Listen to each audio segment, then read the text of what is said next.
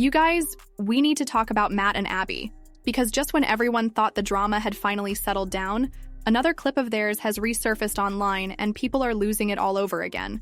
And honestly, the timing of this couldn't be worse for them, because not only are old controversies coming back to bite, but some of their more recent choices have sparked a brand new round of backlash. If you're not familiar, Matt and Abby are a married influencer couple with 2 young kids. For years, they've been known for their daily vlogs, TikTok skits, and these deeply personal videos about their relationship and family life. And while that might sound wholesome, the way they've chosen to share their lives has made them some of the most polarizing personalities online. Fans see them as relatable parents letting people in on the highs and lows. Critics see them as professional oversharers, people who purposely post things designed to provoke reactions and comments just to boost engagement. And now, thanks to this re-viral moment, those critics are once again front and center. The clip causing all the chaos is from one of their birth vlogs, specifically the one after their second child was born. It was first posted back in 2023, but a shortened version ended up on TikTok recently, and it's been circulating all over again. Recovering from birth hit us like a train, and it's probably not for the reasons that you would think. On day 1, it was all sunshine and rainbows. Abby was getting pumped full of pain meds, and it seemed like nothing could possibly go wrong. Our family and friends came, we sang happy birthday to our son, but the atmosphere quickly turned. The first night, we got 4 hours of sleep combined. The hospital staff was super nice, but they had to come in our room and run tests on mom and baby for what seemed like every hour on the dot. There were a lot of diaper changes and tears shed, and then it was time for Abby to walk after having a C-section less than 24 hours before. I was very impressed. I could tell she was in pain. She was doing a really good job of hiding it, but it wasn't the physical pain that wrecked us. It was actually the emotional. It felt like the world was ending. Now, even in the moment, we knew that this was only temporary and it wasn't true, but it still felt very real for us. I was struggling to juggle taking care of my healing wife and new baby, and Abby felt overlooked. Look, having a baby is an incredible thing. There's nothing more beautiful than creating a new life with the one that you love, but it's definitely not easy adjusting to that new life when you're sleep deprived and recovering from a major abdominal surgery. So if you're a new parent and you're overwhelmed, just know that you're not alone. In the video, Abby is fresh out of a C-section, clearly in pain but trying to keep it together. Matt narrates that the birth hit us like a train, and within 48 hours, their marriage was feeling strained. He talks about juggling care for his wife and newborn, while Abby felt overlooked. Now, in the full context, they were trying to be honest about how tough those early days can be for new parents. But in the short viral format, it came off to, a lot of people like Matt was centering his own discomfort in a moment that was overwhelmingly about Abby's recovery. And if that sounds familiar, it's because we've been here before. Remember the infamous sleeping in the closet moment? This is super embarrassing, but I've been sleeping in our walk-in closet for the past month now. This is our guest bedroom mattress that I dragged all the way from our guest bedroom into here. Matt opened a video with, "This is super embarrassing, but I've been sleeping in our walk-in closet for the past month."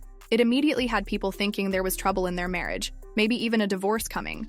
But later, he explained it was just because of insomnia and not wanting to disturb Abby.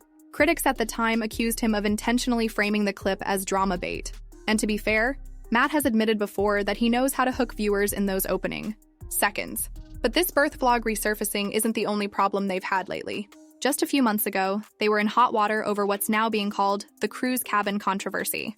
During a family vacation, they posted about having dinner on the ship while FaceTiming their toddlers, who were in their cabin. It didn't take long for the internet to explode. Some accused them of leaving their kids unattended. Others went as far as making comparisons to high-profile child disappearance cases. Can you even imagine going through something as traumatic as a C-section and then your husband saying that your marriage was strained the whole 48 hours after your C-section because of your postpartum hormones, and then nitpicking about your breastfeeding because your milk hasn't came in 100% right away, which is 100% completely normal, and then probably having your husband being very unsupportive and trying to make you formula feed and bottle feed because he's saying that you're basically not doing right by your baby by trying to formula feed and waiting for your milk to come in, which it does come, and it comes in like a week after or something, and baby's fine with just a couple drops of milk. And then can you imagine walking out of the hospital 48 hours after this major surgery, pushing your own baby, not sitting in a wheelchair, and having to carry your own stuff?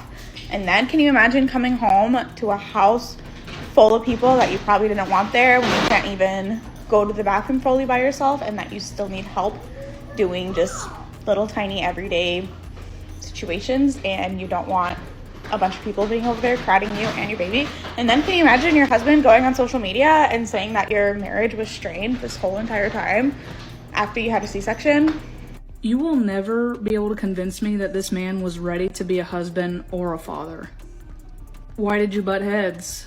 I don't know if it's just a collective man thing, but I do see it as a direct attack. A lot of times, if baby does not latch in the hospital and you give baby a bottle, you give the baby formula, they will refuse to latch. Latching a child is not as easy as everybody thinks it is, especially men. You don't just give a child your boob and they take it immediately. That's not how it works. Not only that, but your baby only needs a few drops of colostrum the first couple days. He doesn't need 6 ounces of breast milk or formula in order to survive. If the hospital staff was worried, they would let you know. Your wife was worried that if you did not latch your baby, that the baby would not latch. All I heard was a lot of I, me, I. Brother, you did not give birth. I think I figured it out. Matt's dream life does not involve Abby. Why else would you act like you hate her so much? Why else would you just go around parading the fact that you're sleeping in a closet?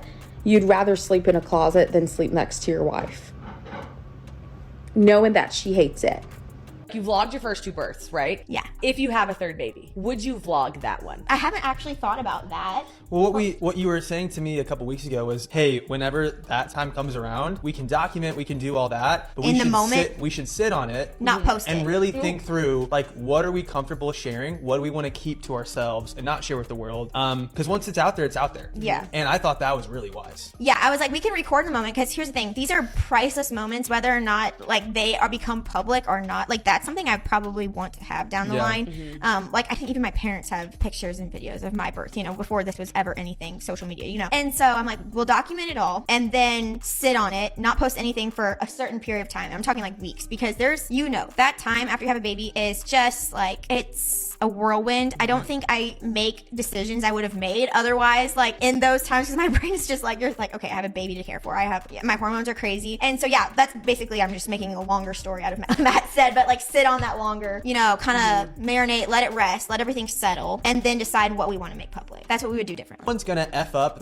There already have been parents that have F'd up online and like hurt their kids. And so we're like learning at like, oh, don't do that. Good. Okay. Don't do that. But like, we don't want to be one of those people that like accidentally, like we want to be best for our kids. So I think like for us, we're just coming from the standpoint abundance of protection. Like it might be an overreaction, who knows, like down the line, but it's like, I guess we'd rather be safe than sorry. I think the other thing too is that like we chose for our lives to be public facing. Our kids, like we kind of want to give them like the autonomy to make that choice for themselves if they want to down the line. But obviously they're not like, we talk about them, we share them, just not their like face. We don't want them to be like a central part of our content or to be recognizable individually. But yeah, who knows what it'll look like down the line. Every parent has to make the decisions for their own kids, and this is just where we're at. On the other, those same moments can be weaponized by critics and used to paint them as careless, selfish, or even exploitative.